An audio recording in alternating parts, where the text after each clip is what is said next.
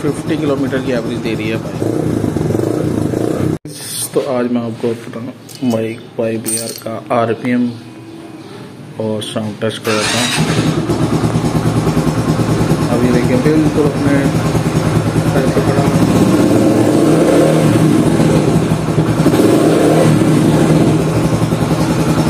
और अगर आपका RPM जो है 4 या 5 तक रहेगा ना, फिर तो ये बाइक बहुत ही नॉर्मल फ्यूल लेगी और बड़ा अच्छी एवरेज देगी, क्योंकि अभी मेरा ये तकरीबन 50 किलोमीटर की एवरेज दे रही है बाइक। आए मैं आपको उसका साउंड टेस्ट करूँगा।